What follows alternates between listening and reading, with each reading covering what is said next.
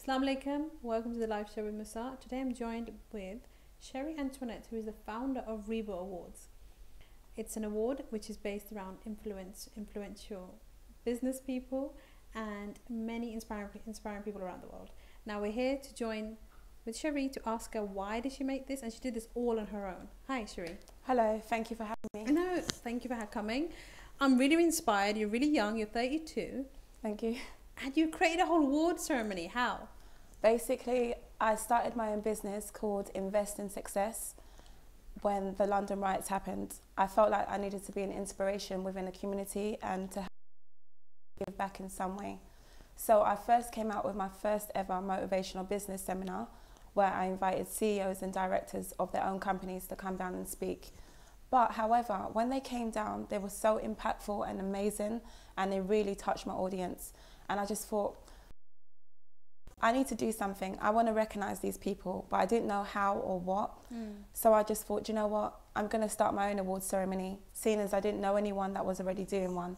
So as a true visionary does, when there's nobody else in front, you have to lead your own way and come out with it. So there must have been a struggle to create the first award. I mean, the cost and stuff like that, and like we were having a chat before off screen that, you know, these awards are quite like posh. They're like 5-star base. You get a meal. It's also giving back to the community. So how did that come together? Like, you know, it must have been a struggle. Was it scary? Because like you said, you're a woman who doesn't have no knowledge of business. You just jumped right in and thought, like, yeah, let's do this. Yeah, many people think I come from a business background experience because of the impact that I've created so far, but not at all. I was led by passion.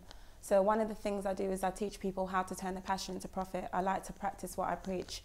But in answer to your question, I started the awards ceremony, first of all, naming it after my little brother, Reeba, who is my biggest inspiration. Right. So Reeba stands for Regional Entrepreneurs Empowerment Business Awards. Okay. So I E, so R-E-B-A. So I said to him, Reeba, I'm going to do an awards ceremony and I'm going to name it after you. And I spelled it R-E-B-A, Regional Entrepreneurs Business Awards. He goes, well, my name's got 2 E's, that's only 1 E. Yeah. So I was like, okay, Empowerment Business Awards. Oh, there you go. So because of Reeba, you've all got an empowerment category now. And so basically, I asked him what his favourite colours were, and he said to me, blue and black. So we use blue and black on the logos and everything. And I just, literally, you can have to have a thought in your mind of something, and you can see it in your mind, and then you have to put it into action. So many people die with their dreams. They say the richest place is the graveyard. Yeah. So I decided to take action and action my dream. So I came out with the first ever Reeba Awards. I didn't have a team behind me. I did it all on my own. And I was told it was impossible to do an awards ceremony on a 5-star luxury yacht because it's never been done before. I've got a thing for liking to prove people wrong. Okay. So basically, I went ahead and I done it anyway with the guidance of God. And it was amazing. It wasn't sold out, but it was halfway filled. But from the impacts that it had, it got national recognition in the newspaper and the word of mouth spread. Then from every year onwards, it was sold out. Everyone knew about it, and it's just had a major impact in the community. It's blessed so many people. It's opened doors for them. It's made them build on their clientele, increase on the people that they're with. They're charging what they're worth now. They're coming back to me and saying thank you. You know, so I'm grateful for the difference it's had. I didn't expect it to be that way, but it's not been as smooth sailing as it appears from the outside. There's been a lot of challenges and obstacles to be able to achieve every year to the level that I do. Okay. So your first award, where was that placed? So every year we always do it in Canary Wharf. Okay. So we're on the River Thames. Okay. Yeah. And so you said it was half filled, and I remember you saying actually, which really caught my attention, was that it just started to blow up crazy. Yeah. Wasn't it overwhelming for you? That, oh my God, where am I getting all this attention from? How do I cope with this? And do you know what? So basically, I registered my company the same year as my gran passed away. So in my business up, but in my personal life, everything was going down. And so it was overwhelming, but it was also a welcome distraction from the pain I was feeling. So because I was in a loss of a whirlwind in my personal life, I just use it as a distraction to help me escape. So I'm giving back and I'm blessing. So taking myself away from where I was, you know, things that I wasn't able to deal with and cope with personally. That's how I felt at that time, to be honest. Okay, so now the awards, obviously you have, right? You have inspirationalists, you have influencers, you have business people. So, you know, how did these ideas start to draw together? Did you have sponsors to help you at any point? I wish. So no. It must have been a struggle. A struggle. So basically, in terms of the categories, we do have, so the awards is open to entrepreneurs, business professionals, inspirational leaders, and the youth. Right. So we try and make it as broad as possible so that we can include as many people as possible within the community. And so we have our adult categories and we have our youth. Each year we invite the mayor to award the adults and we invite the young mayor to award the youth. Oh, wow. The youth are our future, they're the next generation, so we really want to include them. It's a big thing for us. But also the older lots, we want to encourage them to continue to go for their dreams and pursue and be a blessing and an inspiration to us also. You know, so it's open to everyone. We don't shut the door. It's open if you're black, white, Asian. We don't shut the door. And so many people come up to me and ask them, thank you so much for awarding me. Can you put me forward for someone else's award? And many times I can't. People will see either they've got to be African or black or either female only. We're for everyone. We don't shut the door on you. As long as you're inspirational or you're having some sort of impact or entrepreneurial journey within the community, we want to be able to recognize you and say well done for the efforts that you're doing. And this is our 6th year coming up now. Wow. So yeah, we've been going for 6 years now. And last year, for the first time, we were sponsored. So all the other 4 years before that, it was not sponsored. It was coming from my own pocket and from any money that I would make from the awards and whatnot. It will go straight back in to the community, provide that 5-star luxury yacht. And it's not just the luxury yacht. We do, it's really cool. We give the winner, the Reeba star winner, an exclusive helicopter mentoring session. Oh, wow. Yeah, where they go 1,500 feet up in the sky, across the River Thames. It is just beautiful. We get them to dream big and to get outside of their comfort zone. It's a really powerful moment up there. And we get them to just change the way they think, you know, get them out of their comfort zone. Push. Yes. Yeah, make them see all things that is possible. Like all of this, you can achieve anything that you put your mind to. So we do that. We do VIP limousine networking as well at the award ceremony. So those are people that get VIP tickets. They come in a limousine with us and we get them a bottle of champagne, you know, we're having fun, we're networking. And lovely. Yeah, so we make it different. So we're taking over the River Thames on the yacht, we take over the street with the limousine, and we take over the sky with the helicopter. Oh, wow, there you go. So you're like covering the whole of the River Thames. Basically. You mentioned your personal life started to go down. Yes. What happened? So I lost my gran in 2012. We're now in 2018. And it took me a while to get back on my feet. She passed away in November 2012, so right at the ending. And she was everything to me. And I really pushed myself, because I quit my business when she passed away, because the second event of the seminar that I done, it was sold out before it even came to it because of the first one. But I knew I couldn't in that space for it at the time.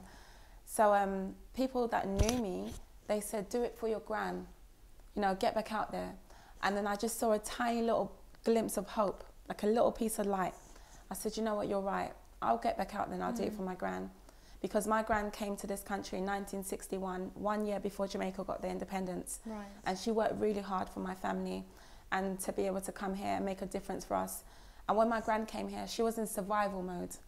She was just lucky to get by, lucky to just be able to put food on the table. And she experienced a lot of racism. And she's told me many stories, you know. So I just thought, you know what, I'm in a completely different situation to my gran. I'm not in survival mode, I'm in thriving mode. I know I'm entitled to this and I'm gonna work for it and get it and know that I deserve this. And when I told my gran I started my company, she just sat there on the bed and she looked at me like, she couldn't believe it. Her face was speechless. She had no words, and my gran never has no words, but She was speechless because she knew the struggle it was for her just to be okay and get out of Jamaica. And then here's me kicking down doors, knocking down doors and making things happen. You know, she didn't expect that from her seeds to be coming from her, you know, bloodline. You know, but it's been, yeah, my personal life wasn't good. And I got back out in January and I said, okay, you know what? It's a new year, because she passed in November. I was like, you know, it's a new year. I'm going to get on my feet. And I really tried to pump myself up, and then my cat died in February. Oh. I just was like, you know what, God. One thing after the other. Yeah, I just felt like, and my cat was my everything. She was like my baby, my true, you know. Oh, that just took everything out of me. I was just like, great. I was just thinking, what am I supposed to do now? Like, you know, so I said, you know what, I'm not going to go backwards. I need to somehow stay strong. So they invited me to go on and do my own radio show. Right. And I was like, I don't know about that, you know, but everyone, I was in high demand. My business career was so exploding. Everything was going so good in business, you know, and I just was like, maybe right now is not a good time. They were like, this will be the perfect time for you, Shay, because they call me Shay for short. So I was like, okay then. So I went and I did the show, and my show was for 3 hours. And within 2 weeks, the show and myself was not. Wow. And I won an award, my first ever award for social entrepreneur. And I was just like, wow, things are really looking up. My network and my circle totally changed. I started to network with celebrities and millionaires, and people actually call me and say to me, for example, Shay, boss lady, I'm having a meeting with Les Brown. I want you and a few people to come to the hotel. Okay. Yeah, personally, to have drinks. And there was only like 4 or 5 of us. You know, things like that. I just got so much favour that kept coming my way. I never tried overly hard. I always just did. And anything I did, it always worked.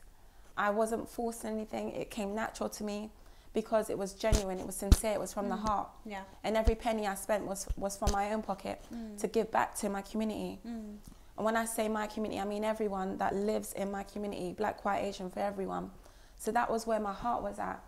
So because I was a giver, I always had people reflecting that light back onto me. So, you know, my personal life was going down more and more because... You couldn't handle the pressure. The business was good because it was a distraction, but my personal life was going down even more because I never got to deal with how I was feeling. I was covering it up, you know. I would like use business as a distraction, and people was always taken from me, and I was always giving, you know, and I was opening so many doors for people, making a lot happen for them, and it just drained me. It just drained me, you know. So you stopped? Did you have a breakdown? I just felt I came to enough. And I learned about something called self-love just 2 years ago. I was like, self-love? Yeah, what is that? Yeah, what is that? And how comes I haven't got it? Yeah. And I need me that. And I'm the oldest, so I've always naturally been used to doing everything for everyone and looking after everyone because I'm the eldest. And so when I started my community company, I naturally went into looking after people in the community as well. And I never even realized, I never consciously did it. I wasn't aware I was doing it like that. I just gravitated towards what I just knew and what came natural to me. Yeah. But then what I found myself doing from the ending of last year was to basically say, you know what, Shay, when 2018 comes, you need to do you now. So before I jump into that, because I don't know where your question's going to lead. That's fine. Yeah, I'll put a pin in that. That's fine. No, but saying, so like you said, your personal life was like, was you having problems with your relationships? Were you having... No, because I remember you mentioning there was a lot of jealousy and yes, you know, you had rivalries come your way. Yes. Or was this because of your radio show, or was this on your just everything? So basically, I had a lot of jealousy of it was mostly from people within the community who were like my mum's age.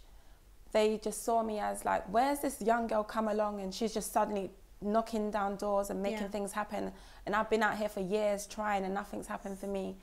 And the stuff that they've done to go out of their way to sabotage what I was doing, you know, whether it be putting events on the same day as mine or making up, you know, false stories that are not true to make people not want to come, you know, and they've done everything you could think of. They've done it. They even had my Facebook page shut down. You know, they did everything. They went above and beyond. And I really just had to pick myself up. And I reached out to a few of them recently because I didn't speak up. And I'm not somebody that doesn't speak up normally. I'm very confident, but because it was business, I was told to be quiet. Like, no, don't entertain it, you know, don't say nothing. But I feel like, no, I've carried this around with me as a burden now. Yeah. And I need to just take your rubbish, this don't belong to me, it's yours. Yeah. And let you have what's yours. And let you know, like, what you put me through.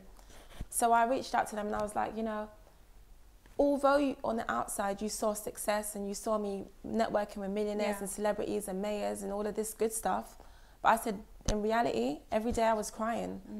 Every day I was crying because I lost my gran. Because my gran didn't just die, she was killed by the hospital through clinical negligence. So it was even more traumatic losing her. It wasn't a normal death and she was still very young.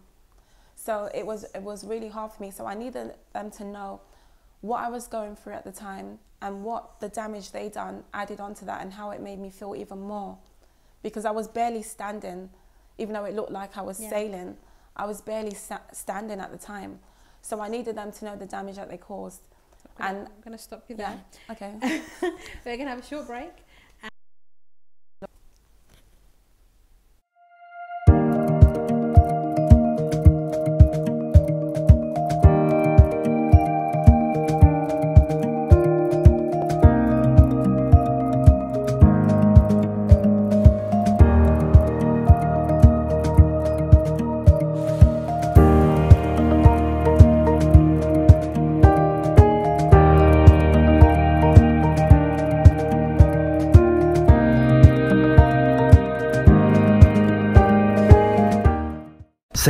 Sale. Massive clearance sale is going on from 1st November 2017. Salma Designer Abaya House is giving you up to 70% off on all designer abaya, 60% off on designer kaftan, 50% off on waistcoat, 50% off on Islamic books, 500 gram ajwa dates only for £10 and many more items. Visit our store to get this clearance sale. Salma Designer Abaya House, 118 Whitechapel Road, London E11JE. Telephone 02070182375. আমাদের কমিউনিটিতে cargo বিজনেসের প্রসার ঘটিয়েছে GMG. এক যুগেরও বেশি সময় ধরে GMG আস্থার সাথে সেবা দিয়ে যাচ্ছে। সস্তা বিজ্ঞাপনে প্রতারিত হবেন না। জিএমজি বাংলাদেশ বিমান অনুমোদিত একমাত্র কার্গো সেলস এজেন্ট। কার্গো সেবা নিলে বেস্ট সেবাটাই নিন, নিরাপদ থাকুন। জিএমজি কার্গো, আস্থা ও বিশ্বস্ততার প্রতীক। Oasis Banqueting Hall, Barking, is East London's first choice for any occasion, offering a range of services and facilities to suit your needs. Whether it's a wedding, birthday, anniversary, or religious service, 180 to 1,000 guests, you can trust us to make your event truly special. Oasis Banqueting Hall, Barking, the perfect choice for your occasion. For bookings, call 0208 594 2222. PCO Claims মিনিক্যাব ড্রাইভারের বিপদর বন্ধু। গাড়ি accident করিয়া jobless হওয়ার দিন শেষ। Just one phone কলে PCO Claims আপনারে দিতে পারে 24 hours recovery, immediate replacement car, storage and repair service. 02077917799।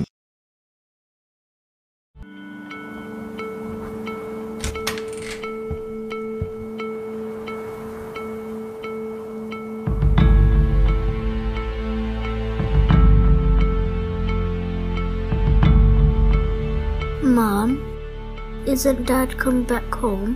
When a marriage breaks down, children suffer the most. If you are in this situation, we are here to help. For Child and Family Matters, Kingdom Solicitors. Sale sale sale Salma designer আবায়া হাউসে clearance sale 1 November 2017 থেকে Salma designer abaya house দিচ্ছে সকল আবায়ার উপর সর্বোচ্চ 70% মূল্য ছাড়, কাফতানের উপর সর্বোচ্চ 60%, ওয়েস্টকোটের উপর সর্বোচ্চ 50%, 500 গ্রাম আজওয়া খেজুর মাত্র 10 পাউন্ড এবং ইসলামিক বইয়ের উপর রয়েছে সর্বোচ্চ 50% মূল্য ছাড়। আজই আসুন এবং আমাদের ক্লিয়ারেন্স সেল অফার গ্রহণ করুন। Salma designer abaya house, 118 Whitechapel Road, London E11JE. Telephone 02070182375. Hello there. Legal Taxi's mobile app is an amazing cloud-based taxi booking solution. The taxi drivers and passengers can access this application anytime and anywhere. Are you trying to call up a taxi? Well, don't waste your precious time anymore. And now, you can book your taxi at ease. Do you want to know how? It's so simple. Download the Legal Taxis app from the App Store. Enter the location manually or drag the balloon where you want the pickup and drop to happen. Legal Taxis application shows the taxis nearby. On a single click, your request is sent to the nearest driver. The taxi driver will receive your request and accept it instantly. In return, you will receive the notification and you could check the current location of the taxi with the estimated time to reach your pickup location. At the end of your journey, you will receive the receipt of taxi fare in your mobile app. Legal Taxis app not only allows you to book regular taxis but also black cabs, mini cabs and hackney carriages. Book your taxi today for a great voyage at Legal Taxis. Welcome back. Cherie was touching on some amazing topics about jealousy. Yes. So you because obviously you've got poked at four corners of your life by the looks of it. People are coming at you like at your business, at your award ceremonies, and they even shut down your Facebook page. Yeah. So you had to start all over. Yeah, I basically had to start that from scratch, and the reason why I'm sharing all this with your viewers is because I want to be able to give back and inspire and let them know, you know, some things we can learn through other people, so we don't have to go through that ourselves. So for your viewers out there that uses Facebook for business, you have to have the Facebook in your personal name. That's number one. Yeah. I wasn't aware of that. I'm a very old school person. I was very close to my gran. I'm very old school. My mum got my little brother to open Facebook for me. So I was not aware of how, you know, the rules for it. But you have to have a separate fan page for the business. Yeah, it has to be it has to be in a fan page. It can't be in your business name. So when I came on Facebook, I came on in my business name, and I was like that for a couple of years, fine, up until I caused too much of, you know, success happening online. So then I found my page got shut down, and I was so disheartened. I was in tears. I was like, oh my God, my portfolio, all my pictures I've taken with people at events, just everything gone like that. Wow. You know, and you need to make sure that as well, guys, that your email is updated, because if they ever shut your page down, they can send that to your email. But when I first started, it was a different email. That email was no longer in use. So everything was just gone. I literally started from the bottom again. But I'm a positive type of person. I always like to find the silver lining in that cloud. Yeah. So I saw the opportunity to be able to perform to a new audience this time, and to only bring people with me that I wanted to be able to take with me in the future. However, I was even surprised by some of them, because it was like, when I did start again, it wasn't like before. It was much more of a struggle again, because no one knows who I am. It's like literally back to beginning. Yeah, of course. And so the few people that I did bring with me, I was thinking they were going to be the first ones to be in my corner. They were the first ones to stand back and watch me. And I was just quite shocked, because I was used to people giving me VIP tickets to go to their events, wanting to be seen with me, taking pictures with me, to just standing back and just watching me. And I'm like, wow, really? Just to use your name? Yeah, basically just to use my name. So once everyone was able to take everything from me and I had to start from scratch, I realised who was genuine and who wasn't. And I learned that lesson the hard way. And the beautiful thing about that, though, is because now that things are being restored and I'm rising back to where I once was, now I'm aware of how things really work, and how to know. I think also, like at the beginning of any business, you're just, like you said, you're just playing around in a field. You don't, you know, you're gonna try to kick a ball here, you're gonna try to do that, and then obviously you will get goals. But then you know you're scoring goals, right? I can't think of another metaphor. You're scoring goals, but then you don't realize that there's lots of drawbacks. Like the weather's going to change. You know, like yes. You know, it's going to rain, you slip. You know, I don't know what metaphor. And mentors know you're doing good because mentors. So what happens to these people that just like, you know, and this is one thing I personally believe in having struggles. You should be grateful for your struggles because they make you stronger. Yes. 100%. There'll be certain things at the time where you think, oh my God, why is this happening to me right now? Yes. You're probably thinking at the time, you know, God rest your grandma's soul and even your cat's soul. Like, you're probably thinking, okay, why have I lost all this now? You know, and I need, you know, why, you know, I don't need this right now. My business is rising, things, and then slowly falling apart. Then what happens? You're in this negative frame of mind, and then all these you attract those situations your way. You're attracting all the negative people in your life who were just, you know, that you weren't there before, but now they've suddenly appeared. Yeah. Only because internally you're not at peace. You're not in a positive state. Yes, exactly that. So, but now you're probably grateful for that happened. Now you're going to be extra cautious. Basically, yes. It's made you a more cautious person of business wise. It has, and they don't teach you this when you're starting business. Like, your mentors don't tell you this. Oh no, everybody's gonna have a different experience. Everybody's gonna struggle and fall flat on a different. No, but they don't at least prepare you for any jealousy, any setbacks. They just kind of tell you, go for it, and you can do it. Yeah, you can go for it and you can do it. Yeah. But what about, because these things happen to celebrities. Yes. They go through this and worse. And it's all publicized, like exactly. It's all in the paper. Thank you for saying that. This is what happened to me, and mine was done on social media. Oh no! So I was basically a victim of cyberbullying. Oh wow! And then to have that happen, and then feel like you're on your own, and then it's putting a bad reputation on your image. Yeah. And you're told to be quiet and not speak up and defend yourself. Yeah. If people don't know you, they're going to think this stuff is true. Well, with cyberbullying, what I tend to tell my clients and people is like, they're like, oh, okay, I want to come out and I'm worried about these people are going to say these comments to me. I'm like, delete and block. Yeah. Why waste your energy? Just delete and block. Yeah. You know, just you don't need to read it. At the end of the day, and I think the problem is people would take that criticism so much to heart, but they don't realize that's just that person's negative energy. Let them have it. Let them keep it. Don't let it come in. Yes. And just say, okay, thank you. That's your opinion, and goodbye. And you're gonna get haters. You can't. Yeah. You know, you need to have haters if you're gonna be. My brother says to me, it lets you know when you're doing right. Yeah, exactly. So yeah, when you have people who are gonna hate on your work, that means you're doing something right. Yeah. One of my brothers, he was saying to me, "Oh, Shay, you should be happy. Yeah. You should be getting goosebumps." Yeah, exactly. I'm like, really? Yeah.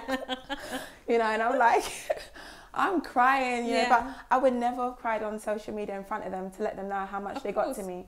I would still come on and I would smile, my hair and makeup would be done, and I'll be out there. But then behind closed doors, I'm like, why me? Yeah. Why? Like, seriously, like, enough already. Yeah. Like, I'm trying to even just still cope with the fact that my grand's gone. Yeah. Do you know what I mean? I'm like... But nobody sees that. But these people don't see that. They're just trollers. They're like... Basically. They are these people who are just... And then they've got living their own behind issues. a screen. Yeah. No, they've got their own issues. They're going to come and throw it on your face.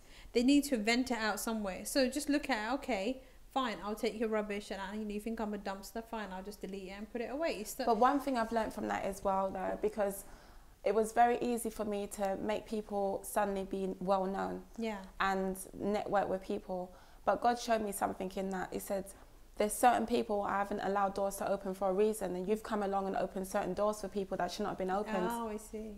Yeah. See, and I've had to learn that the hard way. So what I've learned to do is use the spirit of discernment to know when to open a door for someone and when not to.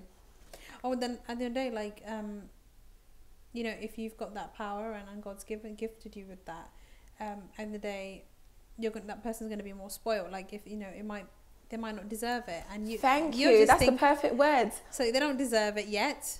You know, they've got a lot to learn. Yes. But you just being so kind enough, think, okay, it's always the people that didn't deserve it yet. Those were the ones, because they didn't appreciate it. And stab you in the back. Thank you. And that's exactly what was happening. Oh, wow. And the ones that were genuine and they deserved to be awarded, they were the ones that appreciated it and they understood the process.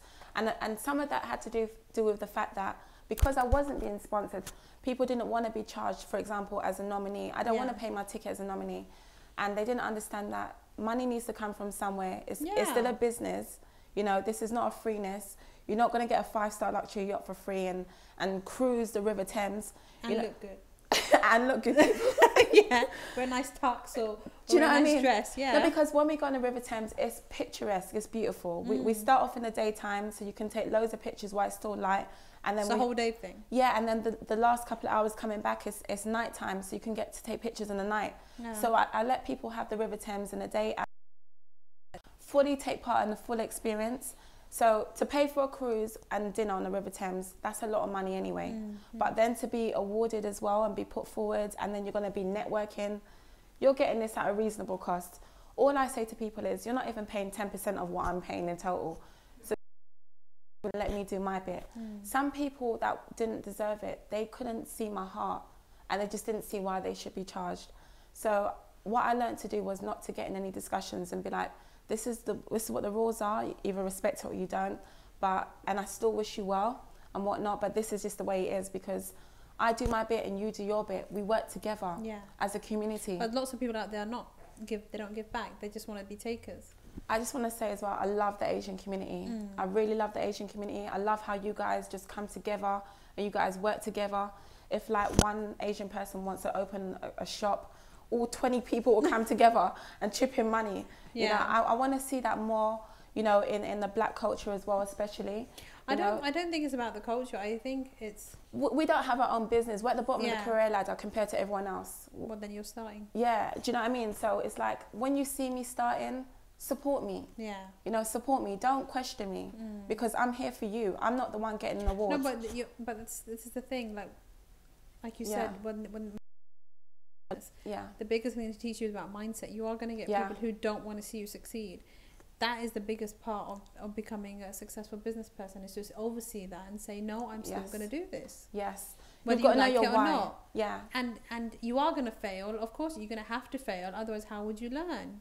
Basically. So that's what happened with you, is I think that was your way of failing personally.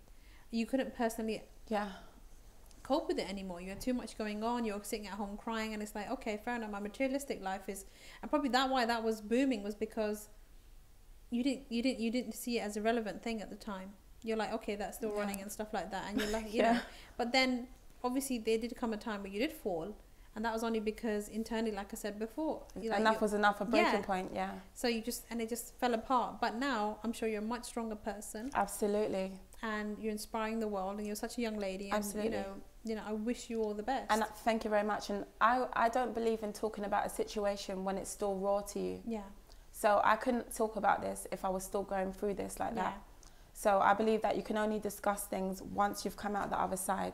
Let go. Yeah, not while you're actually through it. Yeah. So I would be in tears otherwise, even right now, you know, if that was the case and whatnot. But I really want your audience to know more than anything. Remember your why. Why you started to do what you do. You know, because that's what's going to keep you going when you're going to get those obstacles and challenges that come your way. But you know what? You don't use those obstacles as setbacks. You use it as a stepping stone to bring you closer and closer to your dream, because you're going to get there one way or another. Come your way. You just got to be determined and have consistency and have a support system in place. I never had really much of a support system in place, so that didn't do me much favours either. But I really highly encourage people to do that. And now I've made sure my circle is close, very tight. I know who I've got around me now. Yeah. Whereas before there was anyone that could have easy access to me. You know, calling me or messaging me on Facebook past working hours, and I would happily have answered their messages and calls. And whereas now I'm like, do I need to? No. Is it important? No. Yeah. Can this wait? Yeah, it can wait. Yeah. You know, so I'm learning boundaries. And I suppose as I'm learning boundaries, I'm showing people how to respect that. Because otherwise people will... They just make use of you. They'll just use you. You know? Basically, and trust me, and people will happily use you out there. And I think being motivators and mentors and coaches yourself, you have to know when to draw the line. Yes. It's okay to be empathetic, but there's sometimes that, okay, if that person, you know, listen to them, but if you can't do it, you know, just say no, you know. And I think that's the thing. It's really hard not to say no. I think you think, okay, what they're going to think of me. But, you know, don't feel bad about saying, just say no. Say, look, I can't, I'm sorry. Yes. You know, I learned that last year. Yeah, there's so much you can give of yourself. And I think the thing is, especially when you're a religious person, when you're thinking of God and stuff, think, okay, I don't want to do this. I don't want to say no because I don't know what God's thinking of me. That's what you're thinking. That's what you're. I felt bad, like guilty, like I don't want to let them down when I know I can. Exactly, when you can do it, but then sometimes your gut feeling is always going to be right. If your gut feeling is saying no, leave it alone. Always leave it alone. Yeah, not just because you can do something doesn't mean you should do something. Yeah. I always felt compelled to, like I always had to. Because with your personality, like being with certain people, if they're bad people, it's going to reflect on you because Cherie did that. Yeah. Cherie pushed them forward. Yeah. So that's in the long term, your name's going to get ruined. Well, they've all been fine, to be fair. They managed to flourish. But and a lot of them don't give back, and that's the thing. That's the only sad thing for me, I reckon, is that if you know someone's opened a door for you, give back and say well done. Yeah. Like for example, even say thank you. Like for example, yourself providing this platform for me and so many other people to be able to have a voice and to do that. You know, it doesn't take much to say thank you. For things like that. And I just see people come along and take, and I'm like, people get away with what you allow them to get away with. Yeah. So I understand it lies with me at the end of the day. So it's what I'm willing to let people get away and not get away with. And I had to go through certain things for me in order to learn from it. And then in order to share back with others so they don't have to repeat what I've gone through unnecessarily. Yeah, well done. Well, before you leave, what is your number one advice that you would give to the viewers that they could start applying today to their life? Just want to look at them when you speak. Guys, I just want to say, go for all your dreams. Don't ever let anybody tell you that you can or can't do anything. If you know that God has given you a dream in your heart, then go for it, because the reason why they can't sometimes see your dream is because God didn't give it to them. God gave it to you. You're the vision carrier. You're the one that can birth it and bring it to reality. You just got to believe in yourself, remember your why, and be consistent with it, okay? Don't worry about if you don't see instant results straight away, because just like an apple tree, you won't see the fruit of that apple straight away. You're first going to see the seed, and the seed's even going to be hidden. You won't even see the seed growing. Okay, so remember there's a process, okay? Trust the process. And at the other end, you're going to get that fruit that you deserve for all your hard work and labour. Oh, well, that's wonderful advice from Cherie here. Like she said, don't give up on your dreams. And I like that, like what you just said, those dreams were given to you for a reason. Go and live those dreams and go and get the help that you need. And like she said before, give back. And just giving back could be as little as giving 30p a day. To charities, and it will still flourish and come back to you. So until next time, thank you for watching the live show with Musart.